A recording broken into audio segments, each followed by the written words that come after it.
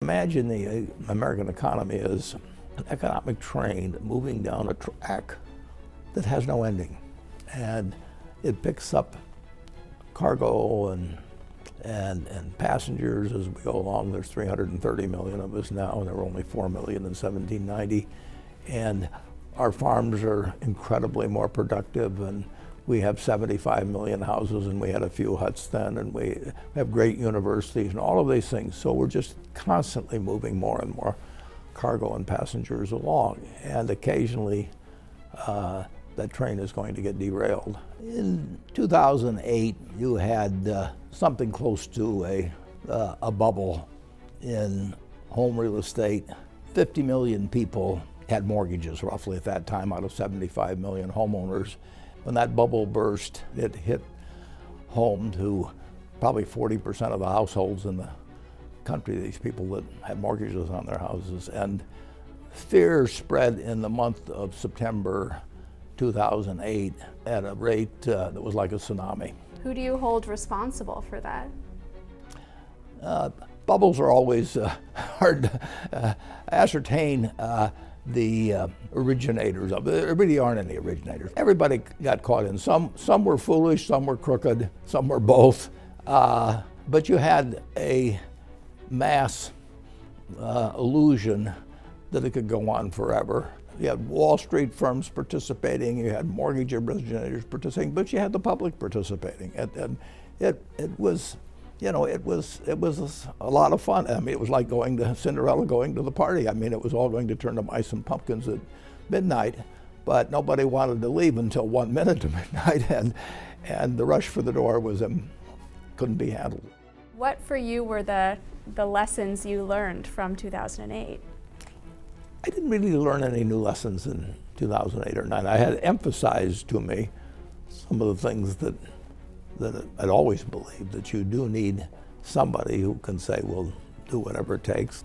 The U.S. government had to do the right things, not perfect things, but generally the right things, starting in September, and they did a fantastic job, actually, of getting the train back on the tracks. There was still damage for a long period thereafter, but it was really important to have fast action at that time. And we were very fortunate we had the leaders we did.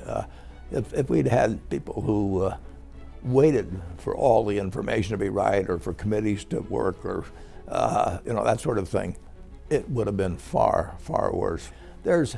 People talk about a fog of war, but there's a fog of panic too. And during that panic, you're getting inaccurate information, you're hearing rumors. If you wait till you know everything, it's too late. People today, 10 years later, they're still affected by the crisis, various people in different ways, but they're not as affected as they were in 2009 or 2010. Has that confidence come back? Yeah, but it comes back slowly. I can understand why people that lost their houses or lost their jobs or whatever may have happened to them feel that there must be somebody out there that was profiting from this, that did it doing some things that should send them to jail. The people that ran most of the institutions, the big institutions, that got in trouble. I mean, I probably shouldn't name names, but they went away rich. They may have been disgraced to some degree, but they went away rich. So I don't think the incentive system has been improved a lot from what it was 10 years ago. If I knew what the next crisis would look like, I could probably, might be a little bit helpful in stopping it. But there will be other crises. There's no way of knowing when you're in a situation like we were in the fall of 2008 or 9, when or precisely how it will end. You know the United States will come back. The factories don't disappear, the farmland doesn't disappear, the skills of the people don't disappear.